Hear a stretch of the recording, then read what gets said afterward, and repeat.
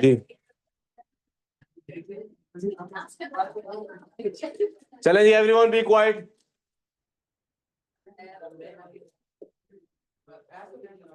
आई नहीं आपकी रिक्वेस्ट, दे दिए कुमार।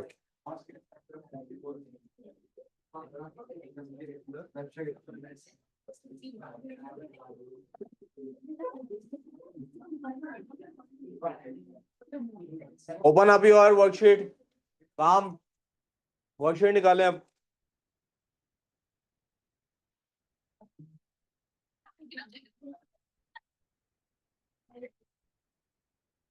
आप लोगों का मॉक प्रिंट दे दिया है, मॉक का प्रिंट लेके वहां से अलग अलग बैठ के सॉल्व करना शुरू कर दें।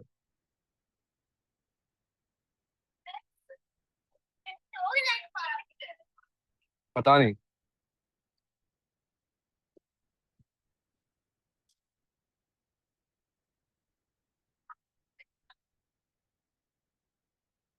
बेटे, आप काम की तरफ तवज्जो कर लें जरा। वर्कशीट निकालो अपनी, बेटे वर्कशीट निकालो जल्दी से।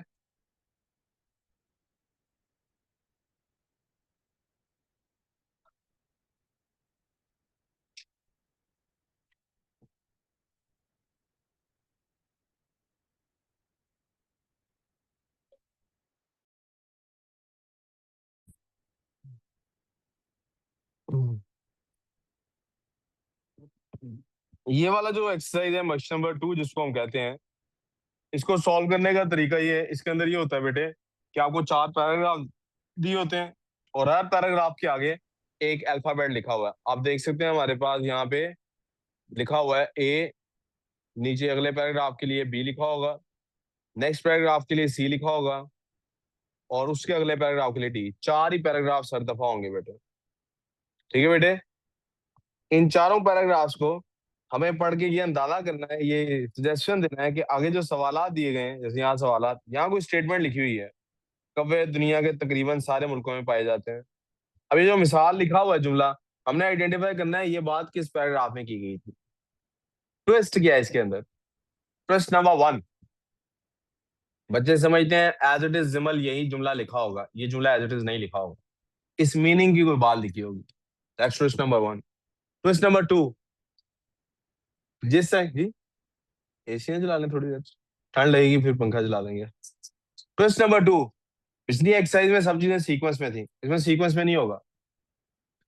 ऐसा हो सकता है कि जो पहला जुमला हमारे पास है वो आखिरी पैराग्राफ से हो। इसको करने का क्या तरीका है? मेरा तरीकाकार इसको करने का वही है जो इंग्लिश में इस किस्म की एक एक्सरसाइज का होता है। मैं पहले पहला जो सॉल्व करना होता है उसको पढ़ लेता हूँ। कौवा अच्छे बर्ताव के बदले में तोहफे ला कर देता है। अब ये मेरे जेहन में है कि एक जुमला बीच में है। अब मैं पढ़ना शुरू करता हूँ। पहले पूरा पैसेज गो एक गो में पढ़ूंगा। यूं तो कौवे को खा मखवा, यूं तो कौवे को खा मखा ऐसे लिखते हैं, पढ़ते खा मखा है, होता खवाह मखवा है। पढ़ते क्या है? खा। उर्दू में बहुत कम अल्फाज ऐसे हैं जो अपनी आवाज के साथ मुताबिकत नहीं रखते। इसका क्या मतलब है? मिसाल के तौर पर मैं आपके सामने लफ्ज बोलता हूँ बाला, क्या बोलता हूँ? अब बा एक लॉन्ग साउंड है, बेले बा होगा। ला ला एक लॉन्ग साउंड है, लाम अलिफ ला होगा। मैं आपके सामने लफ्ज बोलता हूँ बल्ला, अब जो बा है वो शॉर्ट साउंड है तो वो जबर से शो होगी। मैं आपके सामने लेकिन जब बोलता हूँ बिल्ली, तो बिल्ली तो ऐसे ही लिखा जाएगा, शॉर्ट साउंड है, कोई अलिफ ये की जरूरत। बेली लिखूंगा तो ऑफ कोर्स लॉन्ग साउंड है, ये की जरूरत है। लेकिन जब बिल्कुल लिखूंगा, हालांकि शॉर्ट साउंड है, तो अलिफ की जरूरत नहीं होनी चाहिए, ये की जरूरत नहीं होनी चाहिए, लेकिन वो बिल्कुल ऐसे लिखा जाता है। तो बताना है चारों इस मिसाल से। उर्दू में कुछ अल्फाज ऐसे हैं अब्दुल्ला नान जो अपनी साउंड को फॉलो नहीं करते, जिसमें साइलेंट लेटर्स होते हैं। कुछ हैं, ज्यादा नहीं है, ठीक है शयान। यूं तो कव्वे खाम खा शोर मचाने वाला परिंदा ख्याल, यूं तो कव्वे को खाम खा शोर मचाने वाला परिंदा ख्याल किया जाता है, जिसकी आवाज भी इतनी दिलकश नहीं होती, लेकिन दर हकीकत ये एक ज़हीन परिंदा है। सबको मिल गया? मॉक चारों को मिल गया? तो अलग अलग हो जाए। रयान, आप चेयर खींचे, वो दीवार के साथ लगा ले। अब्दुल रहमान, आप पीछे चले जाए। मुनीब, आप इधर अब्दुल रहमान वाली चेयर पे बैठ जाए, बाकी काम करो। कव्वे सिवाय नॉर्थ पोल, नॉर्थ पोल जो लिखे हैं वही नॉर्थ पोल है। उर्दू में हम नॉर्थ को हमेशा, जो इंग्लिश में अक्सर जो अल्फाज जो ओ की साउंड करते हैं, उर्दू में उनको अलिफ से आ की साउंड के साथ कर लिया जाता है, ठीक है। पढ़ाऊंगी तुम लोगों को, मैं यहाँ पे फिर उसके बाद खेलते रहना पूरी रात तक। जैसे इंग्लिश में होता है फॉर्म, उर्दू में हम जो FORM फॉर्म होता है, FORM फॉर्म, उर्दू में उसको फारम ऐसे लिखते हैं। होल तो उर्दू में उसके लिए सुराख लफ्ज है ना अलग से, मुकम्मल HWHOL वाला हो। कौन सा हॉल है वो वर्ड ही हॉल है। HAALL हॉल, ठीक है। लेबोरेटरी के लिए बात हो सकता है, लेबोरेटरी लिखते हैं उर्दू में। सिवाय नॉर्थ पोल, साउथ पोल और अंटार्कटिका के बाकी दुनिया के तमाम ममालिक में पाए जाते हैं। दुनिया भर में कौवों की तकरीबन 40 इकसाम पाई जाती हैं। माहिरीन इस परिंदे की सोचने समझने की सलाहियत को बंदर या छोटे बच्चे की सोचने समझने की सलाहियत के बराबर ख्याल करते हैं। यानी आप जितने अक्लमंद होते हैं, या आप कौवे जितने अक्लमंद हैं। नहीं, आपसे छोटे बच्चों की बात हो रही। कौवे के दिमाग में तकरीबन 1.5 बिलियन न्यूरॉन होते हैं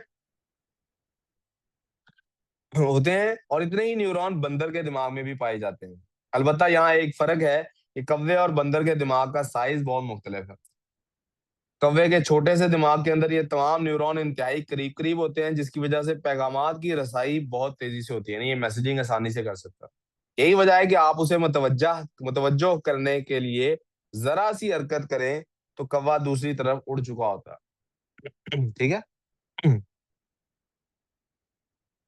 मक्खी जैसे करती है, बिल्ली करती है। पहले पैराग्राफ में क्या डिस्कस हुआ है, इसके बाद मेरा सवाल अपने आप से ये होता है कि पहले पैराग्राफ में क्या डिस्कस हुआ है। मुझे लगता है पहले पैराग्राफ में सिर्फ ये डिस्कस हुआ है कि कौवे की दिमागी हालत कितनी अच्छी है, कितना ज़हीन है, और बंदर और छोटे बच्चे जैसा होता है। अब ये मेरे जहन में एक आइडिया बन गया। I move on to the next paragraph. कौवे की जहानत को जांचने के लिए, जांचना क्या होता है बेटे, टेस्ट करना। जांचना क्या होता है, इम्तिहान के लिए पहले लफ्ज उर्दू में जांच इस्तेमाल होता था। आज भी जांच पड़ताल लफ्ज कहीं आपने सुना हो शायद, कि जांच पड़ताल करने आया हूँ। जांच होता है चेक करना किसी चीज को, ठीक है। कौवे की जहानत को जांचने के लिए लेबोरेटरी में मुख्तलिफ तजर्बात किए गए हैं। इन तजर्बात में बेटा ये लफ्ज तजर्बा भी पढ़ा जाता है और तजर्बा भी पढ़ा जाता है, दोनों प्रोनाउंसिएशन इसकी ठीक है। इन तजर्बात में ऐसे खेल रखे गए जिनमें अगर कौवा कई जगहों से, प्लीज ये जगहों लफ्ज बड़े बच्चों को मसला होता है लिखने में, जगहों ऐसे लिखते हैं, जिनमें अगर कौवा कई जगहों से तिनके के जरिए पत्थर निकाले और इन पत्थरों को बारी बारी एक डब्बे में डाले तो उसे खाने तक रसाई मिल सकती है। टेस्ट क्या है, पहले किसी तिनके के जरिए, स्ट्रॉ के जरिए पत्थर निकालना है कहीं से, फिर वो पत्थर किसी डब्बे में डालना है जिसके वजन से उसको खाना मिल जाएगा। कौवे को खेल के तरीका कार का मुशाहिदा करवाने के बाद, यानी पहले उसे दिखाया गया है, जैसे ही खेल शुरू हुआ कौवे ने चंद लम्हे माहौल का जायजा लिया, फिर तिनका उठाया, उसकी मदद से पत्थर निकाले, अपनी खुराक हासिल करने में कामयाब हो गए। यूं तो कौवा एक गोश्त खोर परिंदा है। कौन सा परिंदा है, गोश्त खोर जानवर और परिंदे आम तौर पर मुसलमानों के यहाँ हराम समझे जाते हैं। कार्निवोर्स हमारे यहाँ हराम समझे जाते हैं। शेर, इसलिए शेर का गोश्त हम लोग नहीं खाते। शेर जिसका गोश्त खाता है हम उसका खा लेते हैं। हिरन हो गई, बकरा हो गया, ठीक है।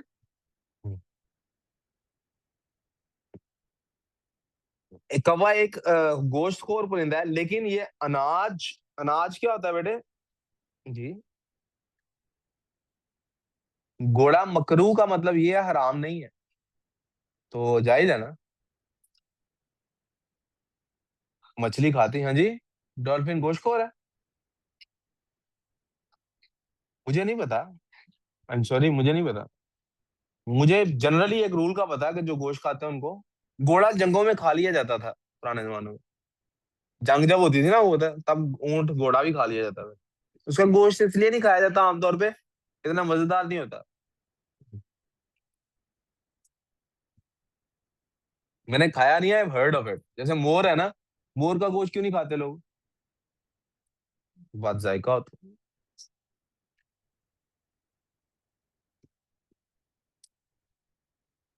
बेटे वो गोश्त ही होता है, और क्या कॉटन भरी होती है अंदर? होता ही नहीं का क्या मतलब है? गोश्त होता है उसके अंदर। गोश्त मोर के अंदर बेटा वो गोश्त होता है।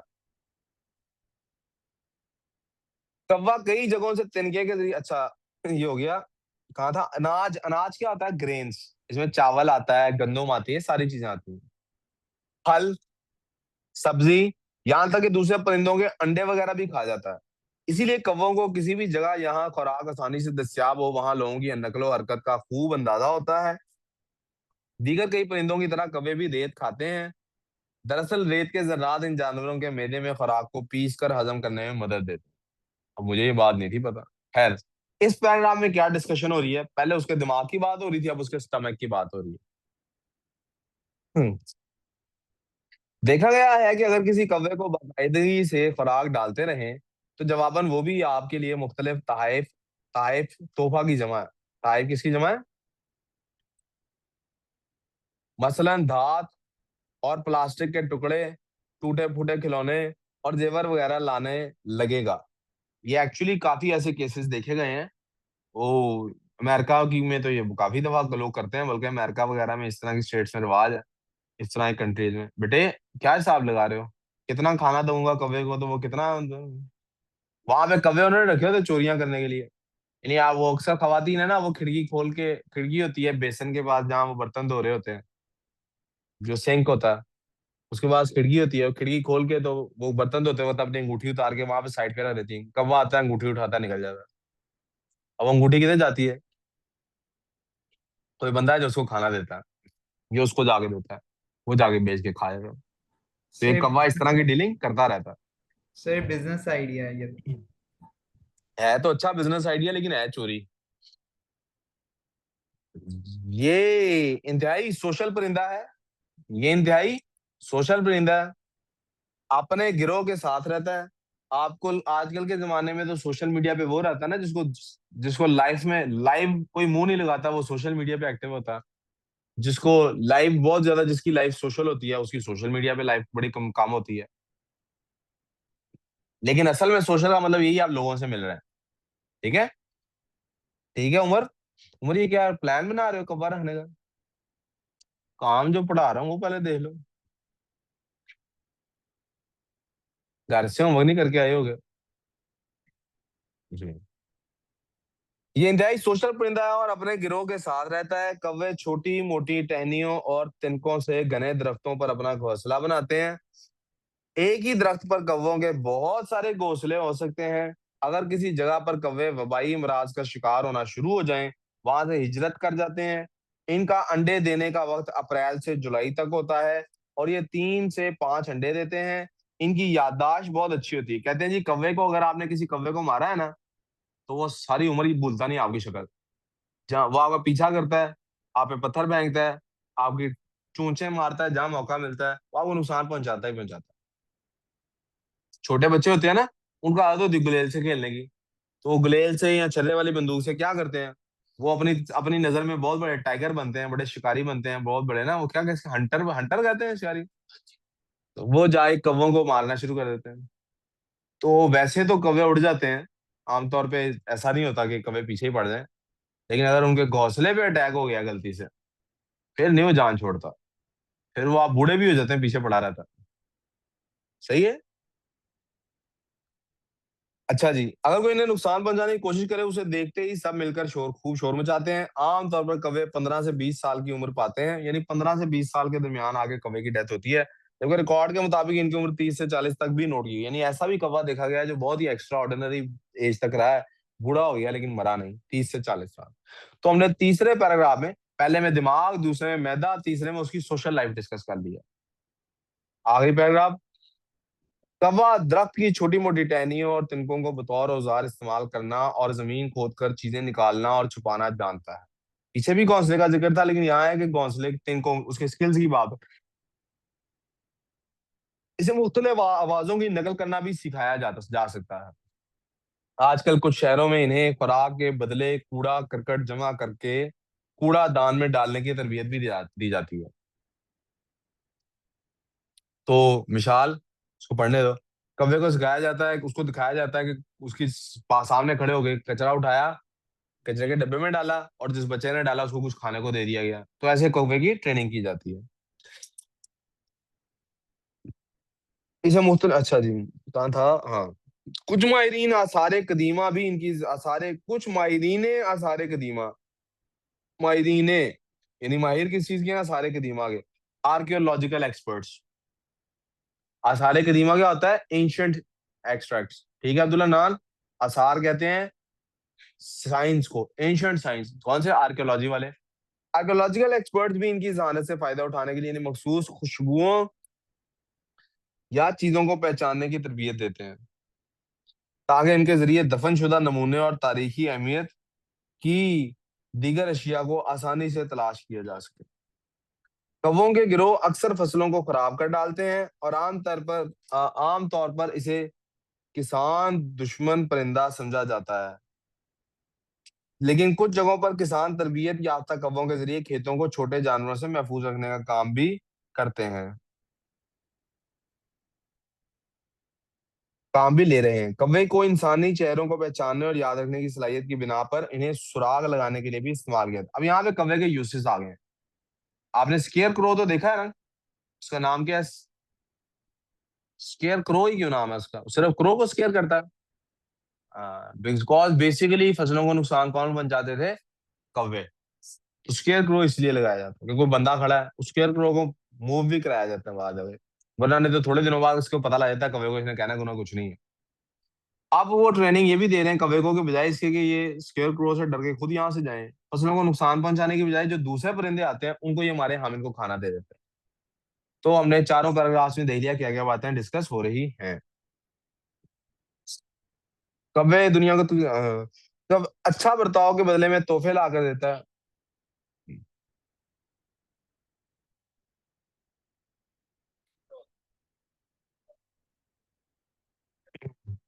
कौवे कई और परिंदों की तरह रेत खाते हैं, बी में थी ये बात।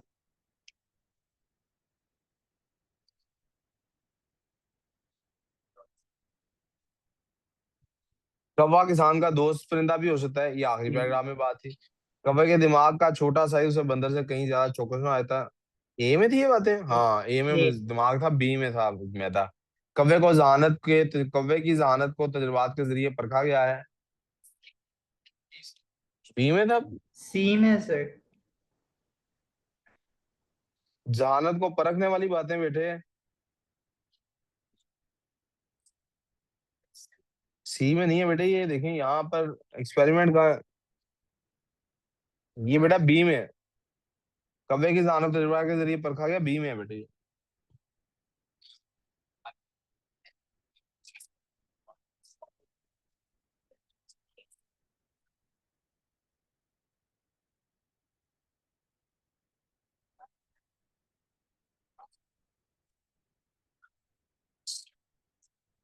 यार सर मोहसिन ने को प्रिंट का कहा है, मैम को कहना कि वो ना दें कमांड, मैं खुद देता हूँ यहाँ से।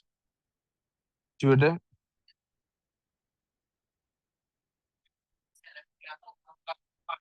जी बेटे।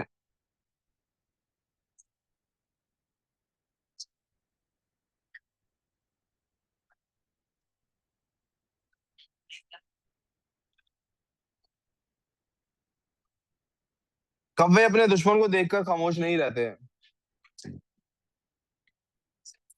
कौवे मुक्त, कह दिया उनको, उन्हें दी तो नहीं अभी कमांड, मैं दे दूं।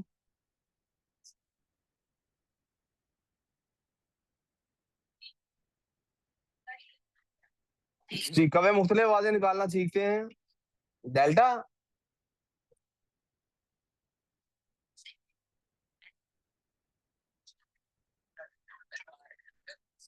डी में बेटे, जी बेटे।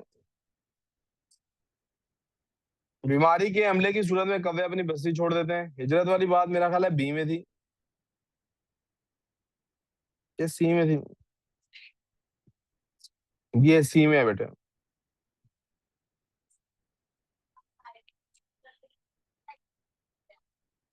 कभी हर किस्म की खुराक खा लेते हैं, ये बेटा मैदे की बात बराबर में थी। आई थिंक एक्सरसाइज हमारी यहाँ पे कंप्लीट हो जाता है। आगे बेटे नेक्स्ट एक्सरसाइज की तरफ चलते हैं।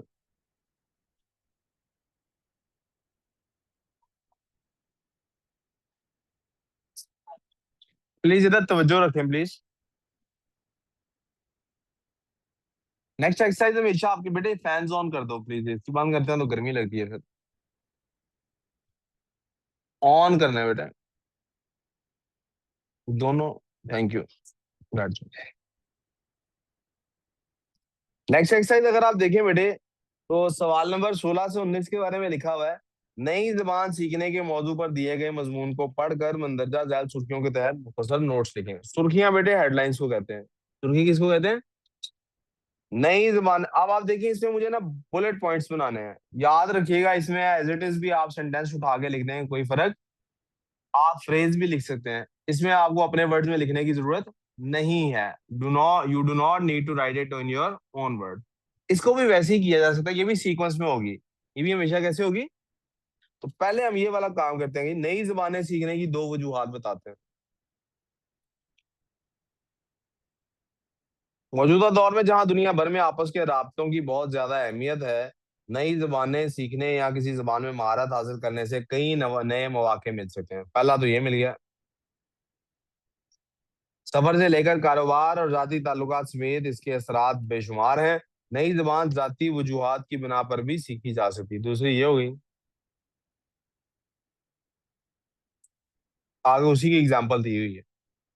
तो मैं क्या करूंगा,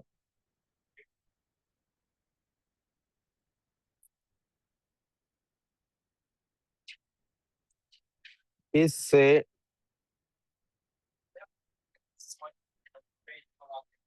जी काफी होता है।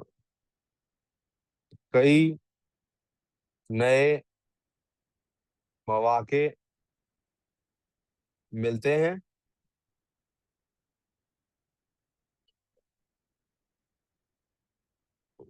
मैं चाहूंगा सेकंड पॉइंट उन्होंने चूंकि बुलेट बनाया है, नेक्स्ट लाइन पे ही लिखा जाए।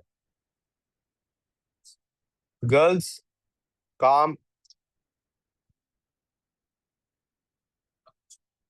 साती वजूहात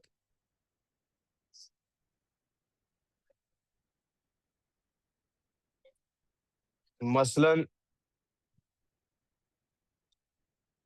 बैरून मुल्क राब्ते के लिए। जुनैरा, क्या हाल है, ठीक हो, खुश हो? अच्छा। जबान सीखने के अमल में दो अहम मराहिल।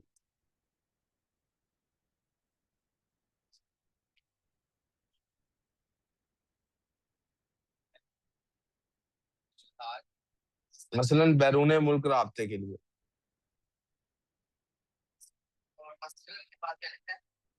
बैरून मुल्क राब्ते के लिए। आप दोनों का इस टाइम क्लास नहीं होती, आप इस टाइम कुछ रिवाइज कर लिया करो, आपका गैप है ना क्लास।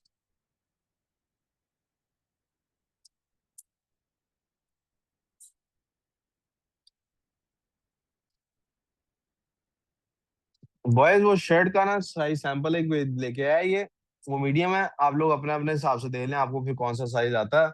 जो जो शर्ट बनवाना चाह रहे हैं, ये एक लिस्ट, एक बच्चे को सारा अपना नाम और लिस्ट और नेम और जो भी नंबर उसके पीछे लिखवाना है।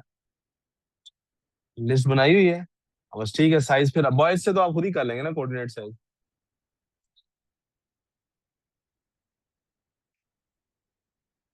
क्या था क्या? मैं कहा शायद कुछ काफी थी।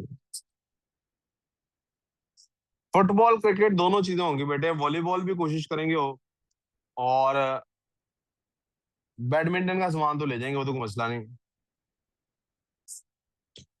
आप लोगों ने सर शर्ट की, वो शर्ट और ट्राउजर है यार, पूरा शर्ट ट्राउजर करें यार, अकेली शर्ट।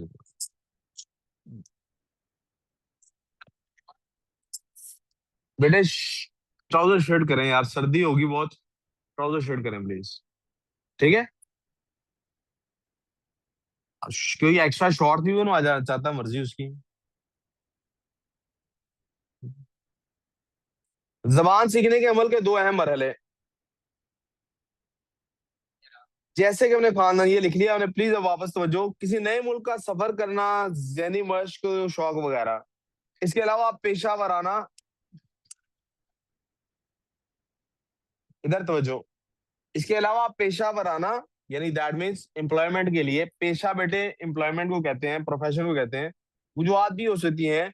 प्रोफेशनल इसके लिए एक ज्यादा अच्छा लफ्ज है। पेशा वराना के लिए इंग्लिश में लफ्ज क्या है?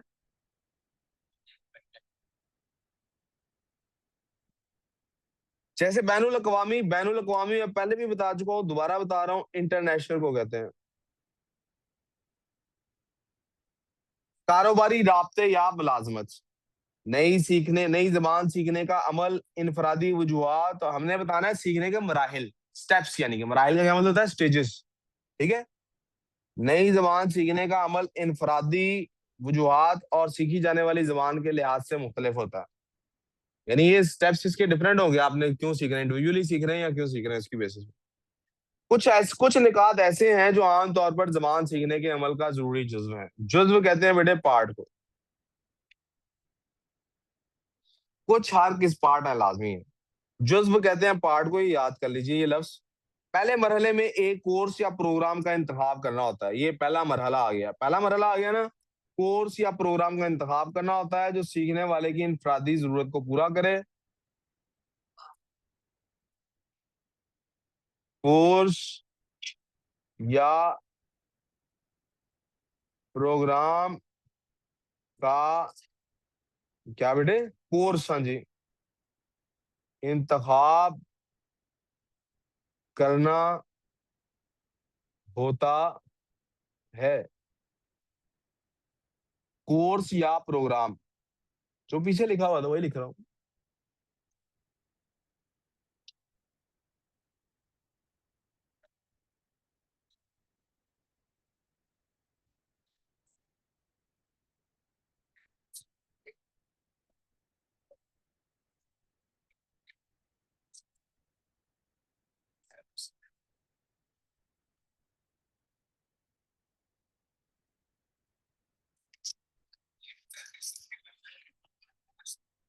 क्या बेटे? हाँ। हाँ, रुके। केमिस्ट्री वाले सर चले गए? अच्छा, ठीक। यही पूछना था, चले गए और बच्चे फ्री अकेले बैठे हुए हैं, तो इधर भेज देना।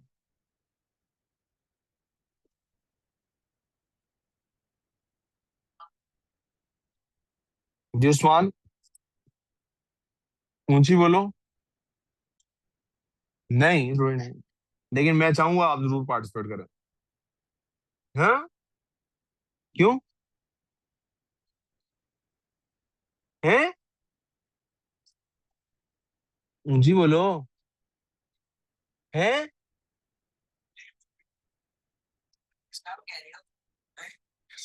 नहीं, स्पोर्ट्स में खेलना लाजमी नहीं है, आना चाहिए आपको थोड़ा सा, ताकि आपका कॉन्फिडेंस बिल्डिंग पे थोड़ा सा और वर्क हो, पार्ट ऑफ लाइफ है। क्या? क्या? क्यों नहीं आ सकता? सर्दी लगती है। हाँ। आपको पता है कब है स्पोर्ट्स डे? अभी नहीं आ सकता, अभी तो डेट भी कोई नहीं होनी।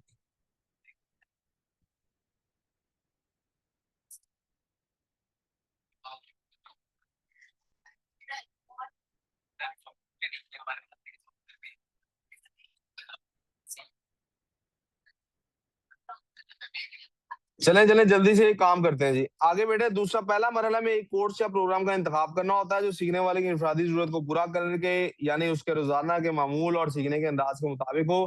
तो किसी इदारे में बाकायदा ट्यूशन लेना है, कंप्यूटर मोबाइल के जरिए ऑनलाइन वसाइल का इस्तेमाल शामिल हो सकता है। जबान सीखने का अमल शुरू हो जाने के बाद दूसरा मरहला, ये मैंने अंडरलाइन कर लिया, मुनासिब तरीकों का इंतखाब है।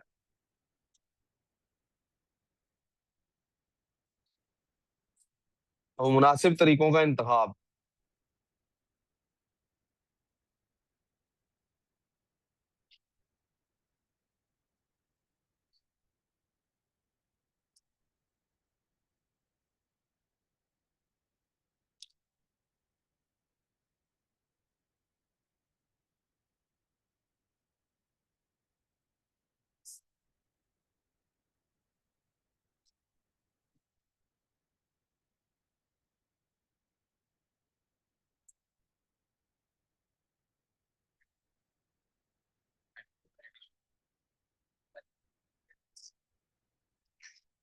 जबान सीखने से मुतल्लिक माहिरीन की राय।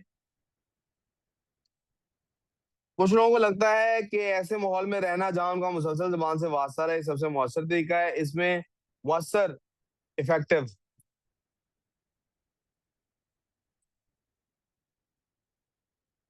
इसमें किसी ऐसे मुल्क का सफर करना शामिल हो सकता है जहां यह जबान बोली जाती हो या सीखी जाने वाली जबान में तमाम फिल्में या टीवी शो स्क्रीन पर तर्जुमे के साथ देखे जाएं। क्योंकि बाज लोग ज्यादा मुनज्जम तरीकों को बेहतर से मुनज्जम, डिसिप्लिन्ड। ये लिख नहीं रहे आप हैं? आपको कह रहा हूँ, अब्दुल्ला दी, आपको कह रहा हूँ।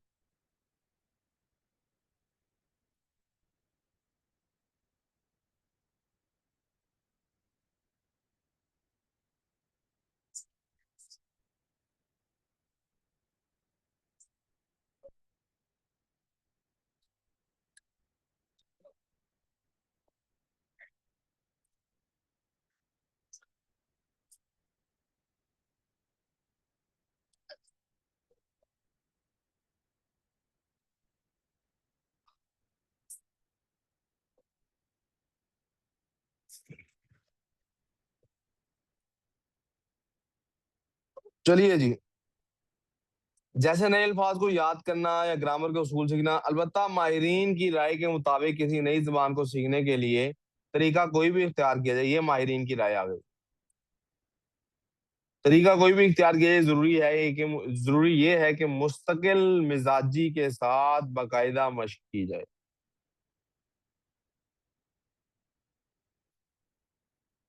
Consistency is the key to success. मुस्तकिल मिजाजी क्या होती है? कंसिस्टेंसी।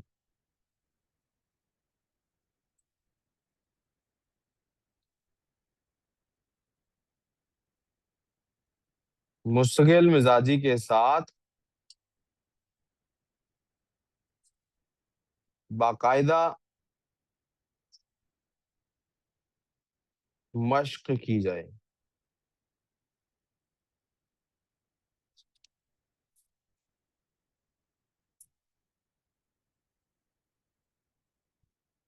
और ऐसे हदफ, हदफ क्या कहते हैं? टारगेट्स। टारगेट को हदफ किए जाते हैं, मुकर्रर किए जाएं जिन्हें हासिल करना मुमकिन हो। हदफ की जमा होती है अहदाफ। ऐसे हदफ मुकर्रर किए जाएं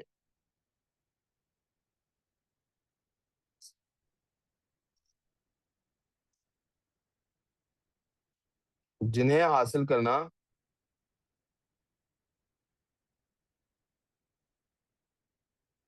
मुमकिन हो।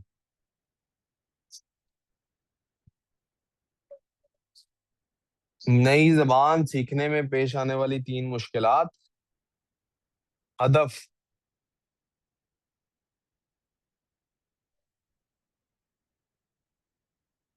इसी तरह, अच्छा जी, नई जबान सीखने में कई मुश्किलात पेश आती हैं, उन्हें तीन लिखनी है। बाद जबानों में ग्रामर के उसूल काफी पेचीदा होते हैं। पेचीदा, कॉम्प्लेक्स। आप लोग ये वर्ड्स के मीनिंग नहीं लिख रहे यार, मुझे लग रहा।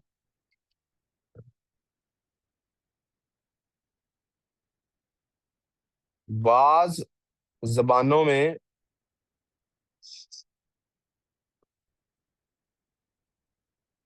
ग्रामर के उसूल काफी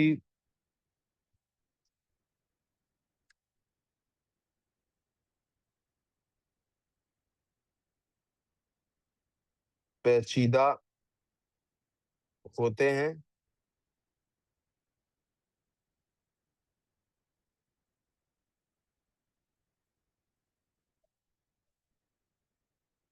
इसी तरह नई जबान सीखने का एक और मुश्किल पहलू अल्फाज की अदायगी या तलफ़ुज़ भी हो सकता है।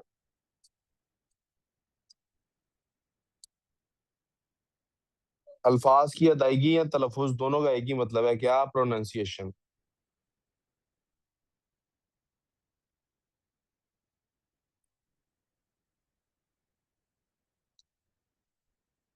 दोनों एक ही चीज है, प्रोनाउंसिएशन।